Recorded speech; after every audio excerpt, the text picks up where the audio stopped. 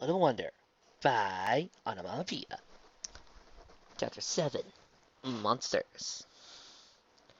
None of Sunset's friends had any idea what they were looking at when the red-haired girl raced down the street towards them with a smile on her face they hadn't seen in days. A light radiated from her that dwarfed even the rays of the sun, despite the actual star just sitting above the horizon. "Hey guys, what's going on?" she asked them as he skidded to a halt near a crosswalk. The smile fading silently once he saw their faces. What's the matter, guys? Is there a magical attack going on or something?" "No, it's just that you seem cheerful and rested," Twilight pointed out as she squinted her eyes at Sunset, glanced down at herself. "Yeah, not to be rude, but you've looked the crowd ever since the school year began," Rainbow Dash said, only to be nudged in the stomach by Rarity. "Well, it's true." "Yeah, guess I've been feeling kind of really down as of late," Sunset admitted to her friends as she rubbed the back of her head. "The nightmares I've been having really did a number on me. Between shattering my confidence in myself, trying to make me think I fail all of you, and outright trying to kill me, it's amazing I haven't broke down yet." Sunset blinked twice after speaking, realizing she had spoken far more of the truth than she had planned. She then gazed at the horrified expressions that each of her friends wore, remembering why she hadn't wanted to tell them about her nightmares in the first place. "But it's okay now. The nightmares are gone," Sunset promised them as she unzipped her jacket, moving it to the side to reveal a rope that had been wrapped around many times her waist. "Sunset, a lasso rope." "It's not just a rope. It's a lasso. A quite lasso at that," Angelique said with shining eyes, as she crouched down next to Sunset and ran her fingers over the rope. She felt a tingling sensation run through her fingers before she stood back up with a curious glance. "I've never felt anything like it before, and I've used plenty of rope. Where'd y'all get it?" "Diana gave it to me. She said it was given to her by her mother, and whoever wields it will be filled with the truth," Sunset explained as she placed a hand on her rope. "And she's been right about that. Ever since I started sleeping with this, the nightmares are nowhere to be seen. Guess he was right, that everything those nightmares were saying were just lies." "So, that lasso is filled with the truth?" Twilight asked, before aiming her watch at the lasso. But a frown crossed her face when the watch remained silent. "Darn! I thought for a moment it might have been equestrian magic. My watch isn't picking up anything. Does that make it just a rope?" "Well, whatever it is, it's working," Sunset said as the group turned to head towards the school. "I haven't slept so well in weeks." "That was nice of her to give it to you," Fluttershy said from Sunset's side. But Sunset noticed that Fluttershy had a strange look on her face while she stared ahead. "Well, space leave it was given to her from her mother. You must have been really in need of its help," Applejack added. "You're right about that. I should go by around her room around lunch and thank her." "It is truly divine, though. Look at that shine coming off of it," Rarity added as she got in a good look. "My word, it looks like it could have been crafted by gods. What nice Diana would be able to plot with it. You must have made quite the impression on her." "I guess I did," Sunset whispered, thinking about what Diana had said to her the previous week. "But we also got a few other things to worry about. I've been in and out of action thanks to the nightmares, and since that happens, more and more portals are popping up around the area. Fluttershy, you said there was a Timberwolf here a few days ago, right?" "Oh yes, there was definitely one of those." Fluttershy stammered quickly as Sunset's voice broke her from her thoughts. "But there was such a strange thing about it. The poor thing was in pain, and its jaw had been crushed pretty badly. Wonder if it had been hit by a truck."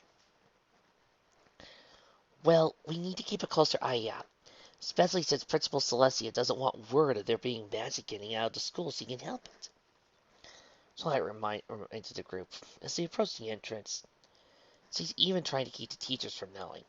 So far, only a few of them caught on, but she's assured me they've agreed to be quiet about it. "What about Diana?" Sunset asked the group after a moment of thinking. "Should we tell her? After all, she's been really kind to me. I don't feel like I can lie to her, not after helping get rid of my nightmares." "You kidding? What good would telling her do?" Rainbow Dash asked with a scoff. She rested her hands behind her head. "Oh, hey, Teets, just to let you know, we fight monsters in our spare time using magic from another dimension. Do you really think she'd believe us? Even if she did, what good would she be? Apparently, you need to start paying more attention. Didn't you hear about what she did to that light in the cafeteria that almost hit Sunset? Twilight asked, sighing when death struck her shoulders. She destroyed it with a single punch, after deflecting everything that was thrown at her with a lunch tray. It's where she is. There's no doubt Diana is strong. So she's a modern-day Amazon. I still say we don't trust her. The group cut the conversation as they entered the halls, walking past students as their topics drifted off into other areas. That was until Twilight passed over to a certain boy and was narrowly knocked over as a result. Oh, well there, Flash called out as he caught Twilight around the waist. The two of them glancing at each other before he pulled her up. Sorry about that.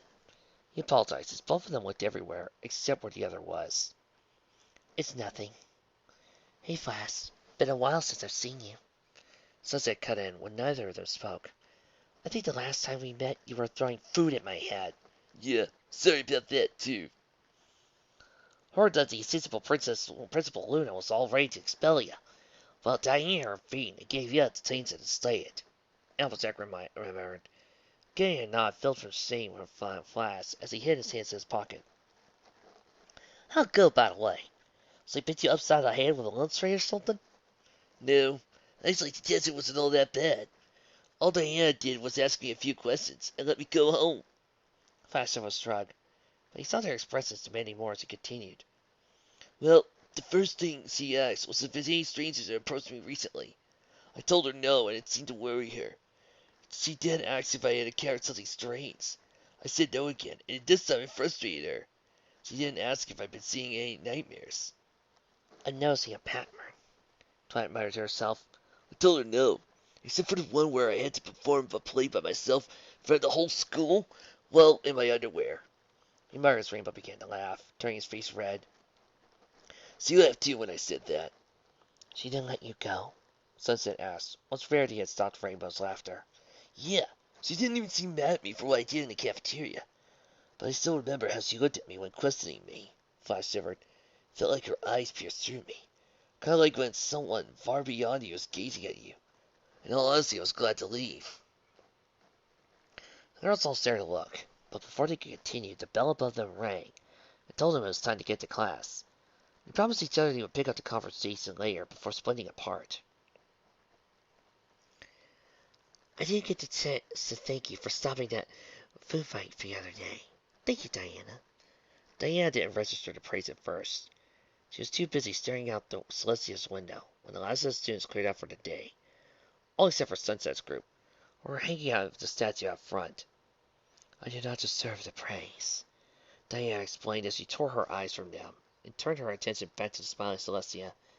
I may have intervened, but it was Sunset who truly stopped the food fight. She's quite the authority figure here, isn't she? She may be, but I believe you did more to intervene. Celestia spoke up. Luna rose an eyebrow. Did you train with the Spartans when you were over in Greece? Because you moved like a fighter yourself when you were in that cafeteria. Dozens of teenagers throwing the food and other items at you. You didn't get hit once. You're not wrong, Luna. I have been trained how to fight since I was little. My teacher prepared me for nearly anything I may have come across. But I admit having food at me was new. You also said about being shot at? As I said, he prepared me for many things. Diana had to hide her smile as she watched her sisters seemed to share a look from each other, but the Celestia's smile returned to her face as she rose out of her seat. Actually, Diana, I wanted to do more than thank you. I want to ask you something. I feel the students have been struggling as of late, so I'm thinking perhaps a field trip would do them some good, and I want you to be the teacher in charge. Why me? Diana asked. Before Celestia could answer, Luna stepped forward with a list in her hands. Now let's see. The students all respect you. You're the only teacher that has no issues with disobedience. You punch the class like to dust, and you are stern but fair with the students. I think it's safe to say that you apply neither material. Plus, Sombra is the other teacher you'll be working with. I like someone I know I can trust partnered with him. He means well, but dear heaven is he extreme. So will you do it, Diana? You'll be taking your own classes, of course. Very well, I shall do it. Where are we going? There's a field in a forest not too far from here where a battle was fought a long time ago. Since you and Samba are both teach about history and battles, I think it'd just be a good chance to get the students out in the field and help them learn. Celestia said, there's also a museum, but in my experience, students don't seem to enjoy those as much. Looking out the window caught Diana's attention, and her eyes flickered to see that Sunset and her friends were racing out towards the back of the school. Looks in their faces that made Diana's eyes narrow slightly. Diana, of course, being who she is, realizes that a bunch of students running off unexpectedly with no rhyme or reason can mean only two things. One, drugs. Two, superhero activity. The moment she was alone, she used her super speed to quickly exit the building, race around the back, spying the girl sitting on the dirt-filled area, across from the monster. A manticore! Diana thought she recognized the monster, which roared at the girls before it began to lumber to them. And to Diana's interest, the girls did not falter under the creature's roar, and as they began to advance towards it themselves. All except Twilight, who hung back. The creature roared again before lunging at Sunset. But right before it grabbed her, a blast of red light erupted from her body and hurled the creature back. Diana's eyes widened as the girls followed suit, bathed in a different colored light, changing them from regular girls to girls filled with magic. She saw that Dash and Fluttershy had wings as well. So all of them possessed that kind of magic. Diana pondered before gazing at Twilight, who was the only one that hadn't changed. The girls then hurled themselves at the creature, most of them flying around it. For a brief moment, Diana considered what she should do before hiding behind a pair of bleachers. Every muscle tense in case she needed to enter the fight. Second Rainbow Dash slammed her shoulders at the creature, forcing it back as it roared with fury. Raised his paws to slam, but beams of white and red magic slapped themselves around its arms and held it in place. Diana noticed that Rarity and Sunset were the ones using the beam, leaving Pinkie and Fluttershy the only ones yet to act. To Diana's complete surprise, Pinkie threw herself onto the creature's back, grabbed a hold of its face, forcing it to keep its eyes open as Fluttershy slowly walked up to it. It struggled with all its might, while the other five pinning it down and could not move. So what's your plan, Fluttershy?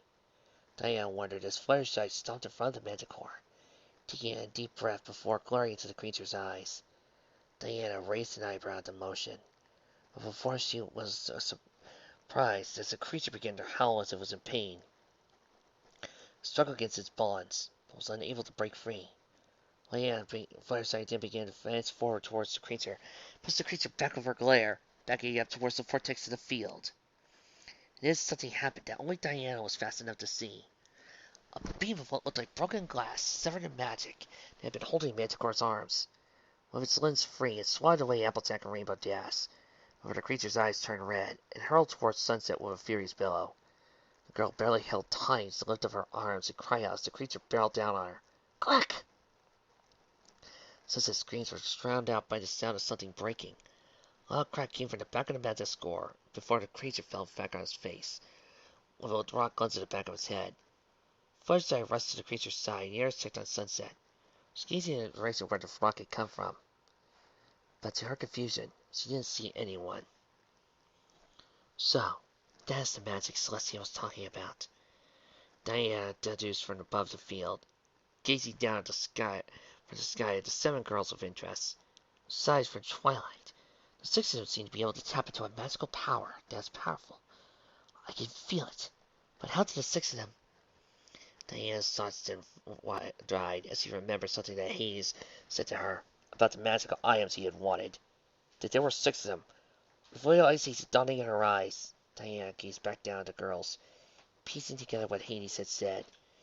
Piecing together exactly what magic Hades wanted her to take from this world.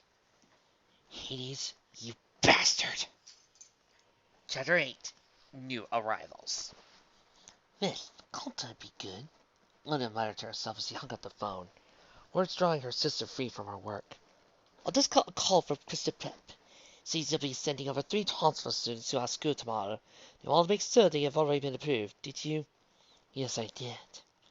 Celestia confirmed before holding up a hand to stand up her sister's words before they could start. Look, Principal Sids insisted that we let these students into our school, so she must have a reason. We both know it can't be good. Then why let them in at all? Because something strange has been going on at this school. Celestia muttered as she weaved her fingers together and leaned against her hands. And I mean even weirder than usual. Call to explain what you mean by that. The teachers that suddenly quit or disappear. Sunset having nightmares that nearly drove her over the brink. Students acting up and going rogue. These aren't regular magical threats we faced before. This is something else. I can feel it. Luna's eyes narrowed with concern as she bit her bottom lip, knowing her sister's haunches were far too accurate to argue with. But what other force besides magic could it be? I don't know, but I plan to get to the bottom of this. Celestia said as she rose out of her chair and gazed out her window, amazed the sun was already starting to go down. I've already informed Sunset and her friends about my suspicions, and they all seem to agree with me. Sunset especially. They'll be on the lookout for anything strange, or anyone. Luna raised an eyebrow at the tone in Celestia's voice, knowing her sister well enough to know there was more. You expect someone. I do, sister, even though I have no evidence or reason to do so, Celestia said before gazing back at her sister. But I suspect Diana. I can see that. Luna agreed as she rested her hands on the table. So what are we going to do? As I said, she said nothing to warrant any action or even suspicion. I just have a feeling that there's something she's not telling us. Something about what's going on. There's so much mystery nowadays. Who's behind the new attacks? Why is Sin sending students to us? It was Diana hiding. I miss the days where the biggest threat to the school was cafeteria food. Diana, you have yet to answer me with anything but silence.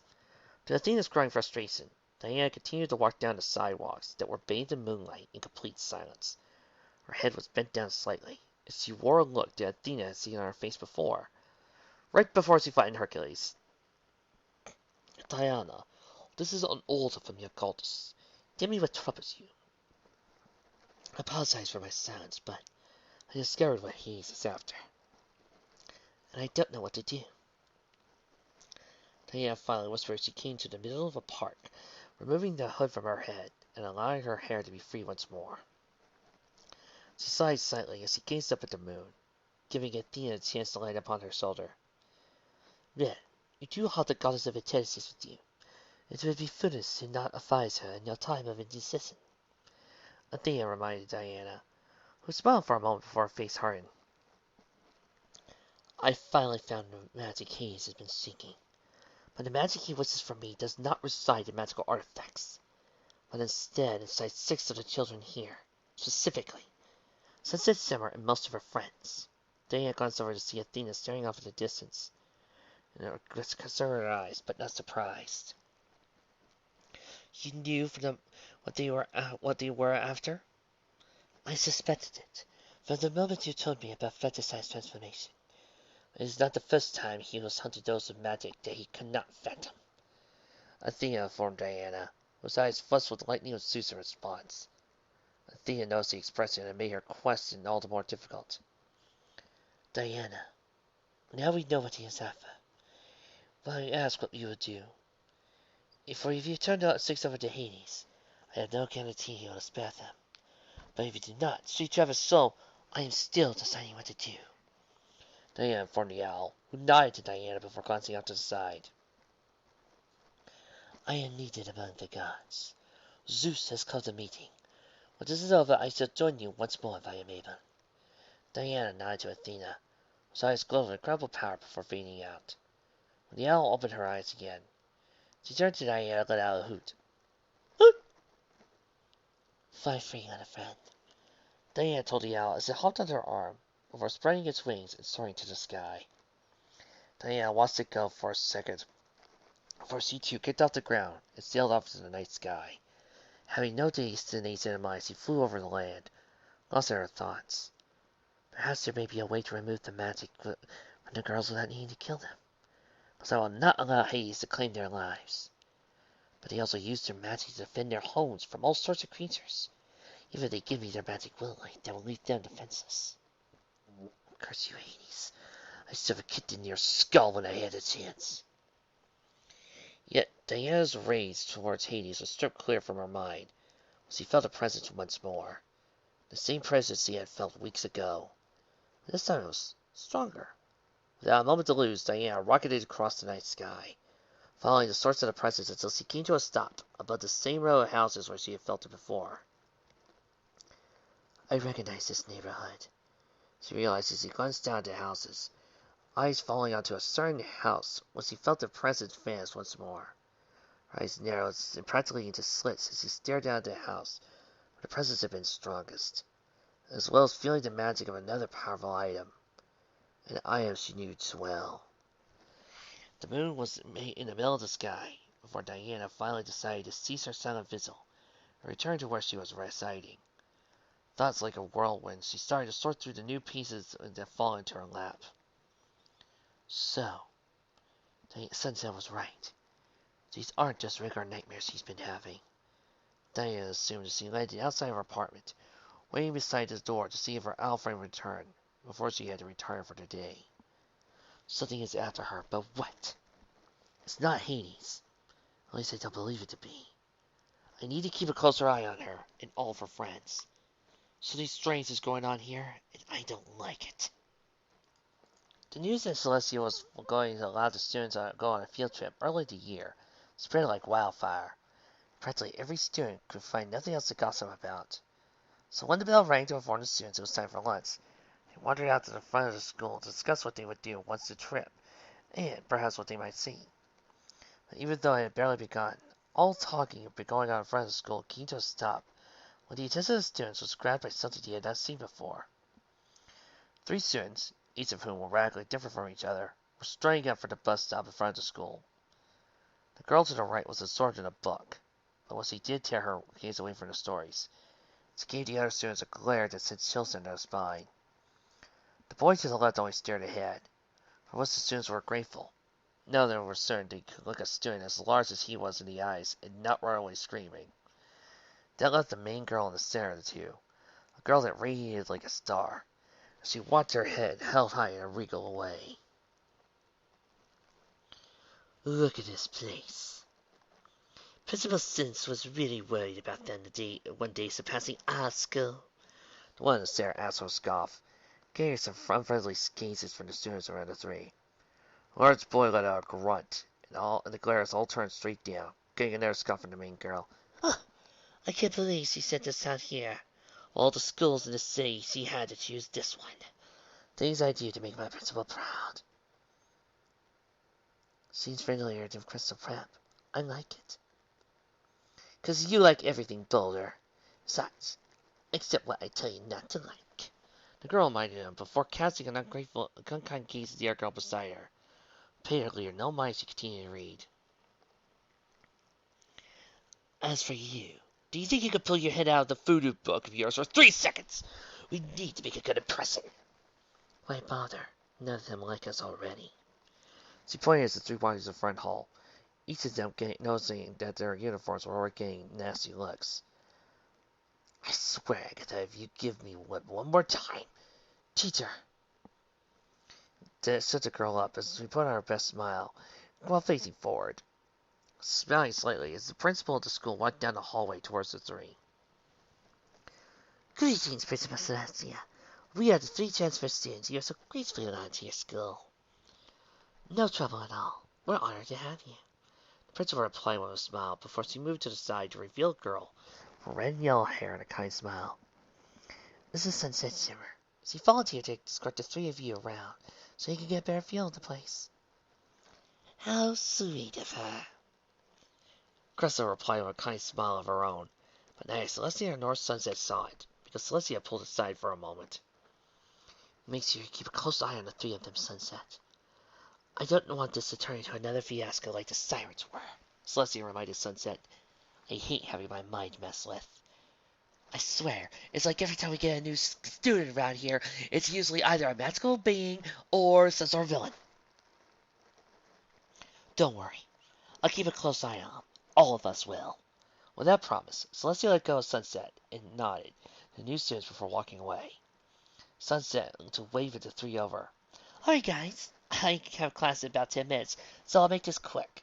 Our school may be smaller than yours, but we make up for it by having a big heart. Once I'm sure your team does great at sporting events. Crystal remarked snidely from behind Sunset. Lydia insult go with a sigh before regaining her smile. Over here, we have the arts and crafts section, which is always under use, and then there's the cafeteria. Celestia has instituted as a no-singing policy while in there, so don't get any ideas. Sunset smiled back at them after telling her joke, but to her annoyance, she found only Boulder was paying attention to her. Yes, it's all certainly lovely, Crystal said, making no effort to hide the fact she didn't care at all. Instead, she chose to glare into the eyes of each student she met, smiling each time they cowered under her gaze. As the tour went on, she found she had the chance to even stare down a few of the newer teachers, something she enjoyed doing. Is it true you have all sorts of magic at school? Agatha asked Sunset, struggled with all her might from burying out the truth. Black magic, dark magic that allows one to gain unfathomable power, anything like that? Nope, I can say with all complete honesty we have nothing like that. Sunset answered as she let out a sigh, and wiped the back of her hand across her brow. How about I show you where the gym's located? Why did you follow to show us around? I'm sure Celestia could have dumped this task on some problem students you wanted to.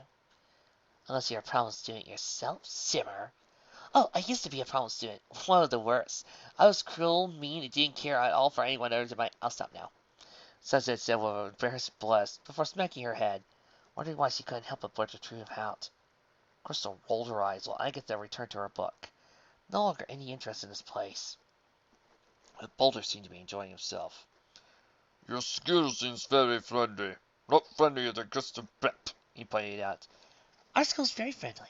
In fact, we've barely had any issues with the harmony of the school, aside from a few incidents, Sunset said while biting her lip, to keep any more information for getting out. I'm sure that after a few days of being here, the three of you will fit in no problem. Don't know. The students here don't seem to like us, Boulder pointed out as he gazed around the students that had been glared at already by Crystal, none of them giving any of the three a friendly gaze. I'll give them a few days, they'll warm up to you. Sunset turned her attention towards to see Diana walking towards her, causing Sunset to wave to Diana while racing towards her. Hey Diana, you finished grading our test yet? Yes, I did, Sunset. I'm sorry that they are so late, but numerous things came up I had to take care of. Diana informed Sunset with a smile. How are you doing? I hope you haven't had any more of those nightmares. Nope, that lasso of yours has kept them all at bay. Sunset informed Diana before she was pushed to the side, and Crystal stood before her to treat her. Greetings. I am Crystal, and these are my friends. We're new here. She explained to Diana as she stuck out a hand. Diana smiled shook the girl's hand, allowing Crystal to gaze into Diana's eyes and stare her down. First time Crystal's life, upon trying to stare down another, she found herself averting her gaze. Crystal, you two must be Boulder and Agatha, Diana said, not paying any attention to what just occurred. I believe I have all of you in my class. Study hard, because as your classmates can tell you, I put Spartans to shame for how tough I am. Crystal, what was that? Agatha whispered into her friend's ear, while them gazing at Diana as she walked away from them. I've never seen you back down like that. I've never felt a presence like that before. Crystal whispered back, a smile on her face. Principal Sense was right. This place is gonna be fun.